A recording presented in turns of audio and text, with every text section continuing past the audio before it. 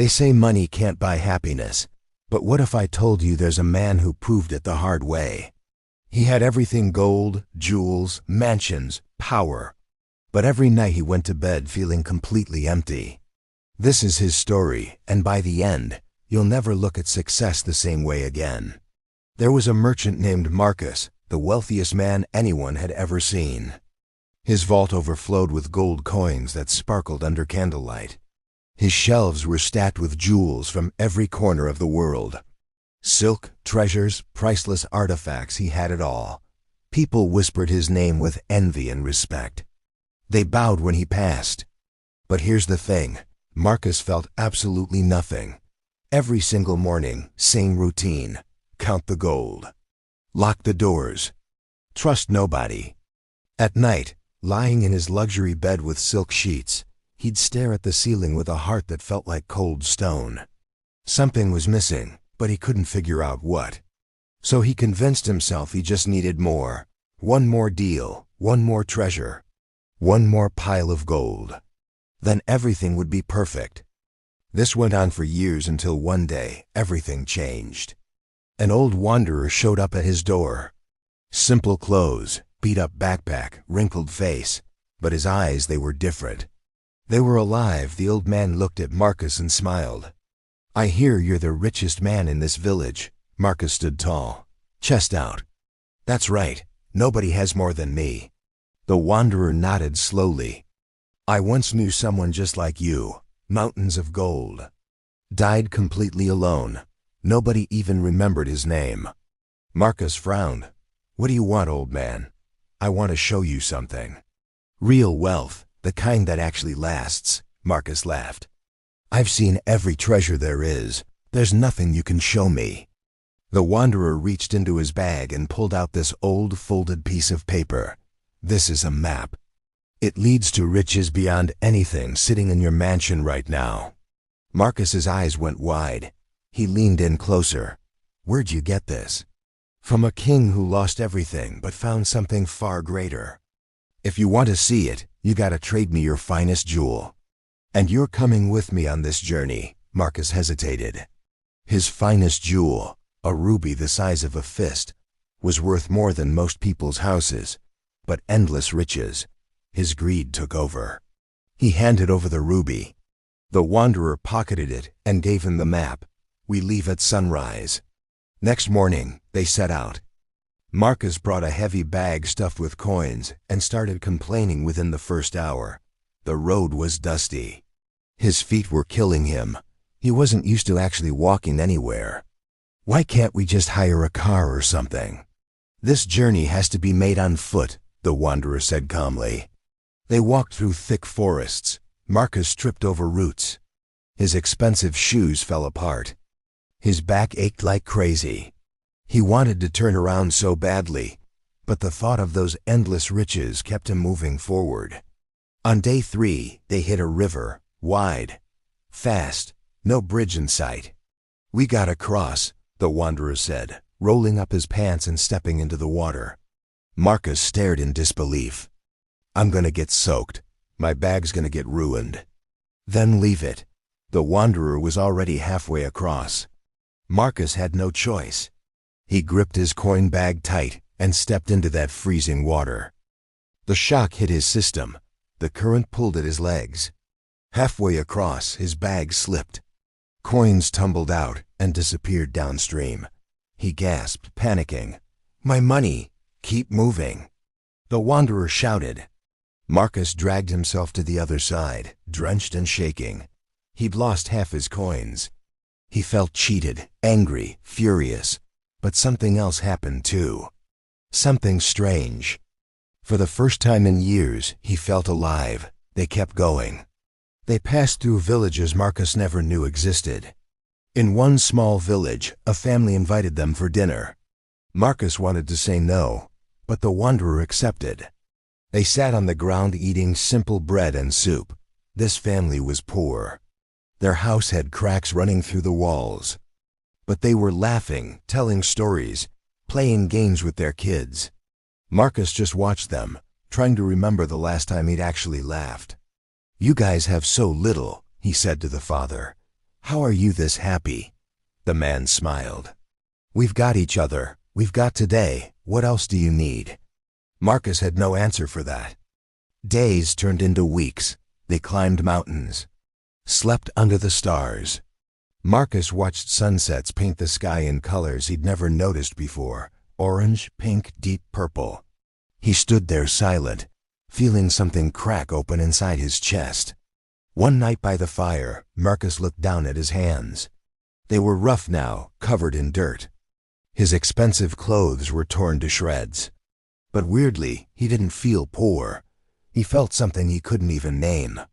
"Old man," he said quietly, "we've been traveling for weeks. When are we actually gonna reach these riches?" The wanderer smiled. "Soon, my friend, very soon." Next morning, they arrived at this hidden cave deep in the mountains. The entrance was narrow and pitch black. The wanderer lit a lantern and led the way inside. The cave opened up into this massive chamber. Marcus expected mountains of gold, jewels stacked to the ceiling, treasures everywhere. Instead, there was just one thing: a mirror. It stood in the center of the cave, tall and ancient-looking, simple wooden frame. Nothing fancy. Marcus stared, confused. "This is it? A mirror?" "Look into it," the wanderer said gently.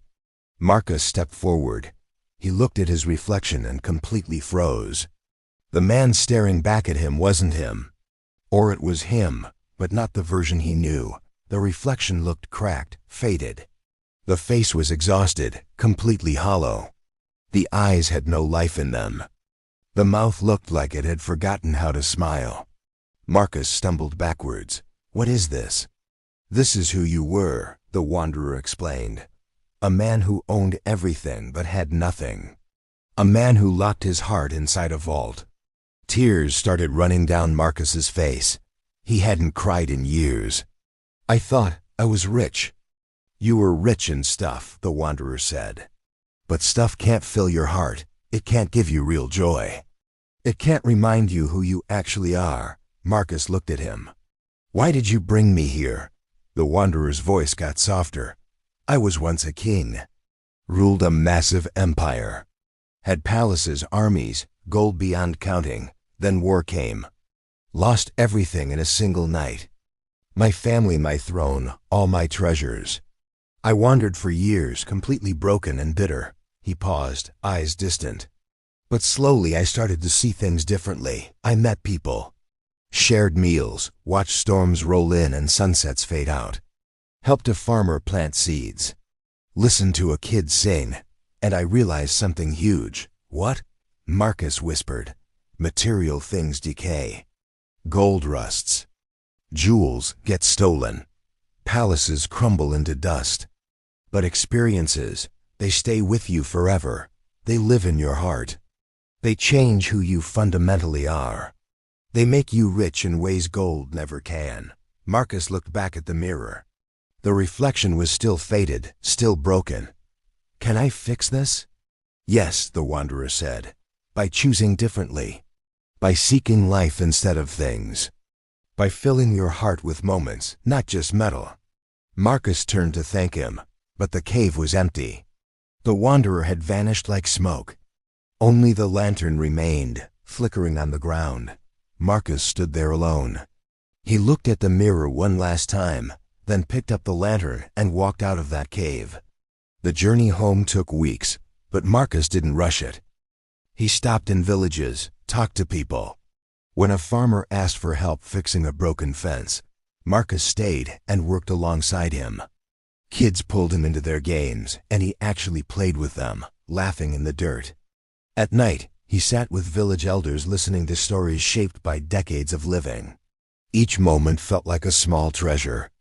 Every experience added something to his chest that gold never could. When he finally got back to his village, he went straight to his mansion and looked at all his treasures. They seemed cold now, lifeless, dead. He remembered the family who shared their soup, the sunset over the valley, the feeling of that freezing river water on his skin. He knew exactly what he had to do. Marcus sold his treasures. Not all at once, but slowly, carefully. He kept only what he actually needed. With the rest, he traveled.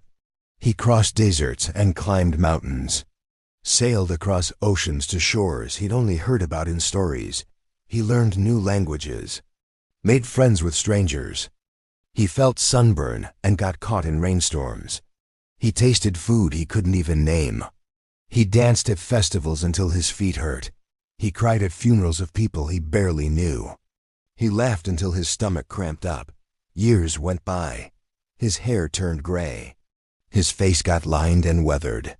But his eyes were bright, alive, completely full of stories. One day, an old woman asked him, "Are you rich?" Marcus smiled wide. "I don't have a single dollar in my pocket. But I'm the richest man alive." She looked confused. "How's that possible?" "Because I've lived," he said simply. "I've seen things. I've felt things. I've been changed by this world. That's wealth that never fades away." Look, sometimes we're all like Marcus. We chase stuff. We fill our houses but feel empty inside.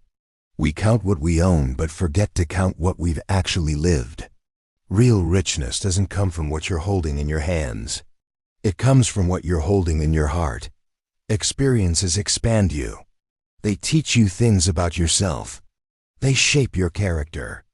They give you stories and wisdom that nobody can take away. They make you feel genuinely alive. Material things bring comfort, sure, but they can't bring growth. They can't bring real transformation. A new car is just metal and leather. But a road trip with your best friends? That becomes a memory that lives forever, that you'll tell your grandkids about. Things weigh you down. Experiences lift you up. So ask yourself right now, what am I really seeking? Am I chasing possessions or am I chasing experiences? Am I building a vault or am I building a life worth remembering? The choice is completely yours. But remember this, you become truly rich when you seek new experiences, not just more material things. If this story hit you in the chest, share it with someone who needs to hear it. And go out into the world. Live. That's how you become wealthy in the way that actually matters,